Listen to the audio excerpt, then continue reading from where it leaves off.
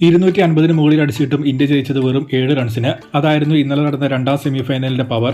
ചെറിയ മാർജിൻ വിജയമായതുകൊണ്ട് തന്നെ മത്സരത്തിൽ ഒരുപാട് വാട്ട് ഇഫ് ക്വസ്റ്റ്യൻസ് ഉണ്ടായിരുന്നു. അതിൽ എനിക്ക് പേഴ്സണലി തോന്നിയ ബിഗസ്റ്റ് ഡിഫറൻസ് ആയിരുന്നു രണ്ട് ടീമിന്റെ ഫീൽഡിംഗ്. ക്യാച്ചസ് വിൻ മാച്ചസ് എന്ന് പറയുന്നത് പോലെ തന്നെ സഞ്ജു 15 റൺസിൽ നിന്നപ്പോൾ ഹാരി ബ്രൂക്ക് കളഞ്ഞ ആ സിമ്പിൾ റെഗുലേഷൻ ക്യാച്ച് ആയിരുന്നു മത്സരത്തിൽ ഒരു വലിയ ഡിഫറൻസ് ഇന്നലെ ഉണ്ടാക്കിയത്. ഇന്ത്യക്ക് വേണ്ട സ്റ്റാർട്ടും ഒരു ബിഗ് ഫിനിഷിന് വേണ്ട അടുത്തറിയും ഇന്നലെ ഇട്ടത് സഞ്ജു ഉണ്ടാക്കിയ പാർട്ണർഷിപ്പുമായിരുന്നു.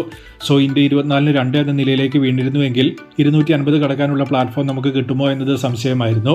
ഒരു 220-230 റേഞ്ചൊക്കെ എത്തിയേനെ. പക്ഷെ ജയിക്കാൻ അത് പോരായിരുന്നു എന്ന് ഇംഗ്ലണ്ട് പിന്നീട് തെളിയിച്ചു. ബ്രൂക്ക് അവിടെ സഞ്ജുവിനെ കളഞ്ഞപ്പോൾ അക്ഷർ പട്ടേൽ ഇവിടെ പറന്ന് ഫീൽഡിംഗ് ചെയ്യുകയായിരുന്നു. ഇന്ത്യയുടെ ക്യാച്ചിങ് ഈ ടൂർണമെന്റിൽ ഓവറോൾ പിന്നോട്ടായിരിക്കുമ്പോൾ ഇന്നലെ വന്ന 4-ൽ 3 ക്യാച്ചും നമ്മുടെ ബെസ്റ്റ് ഫീൽഡേഴ്സിൽ ഒരാളായ അക്ഷർ പട്ടേലിന്റെ അടുത്തേക്കായിരുന്നു വന്നത്.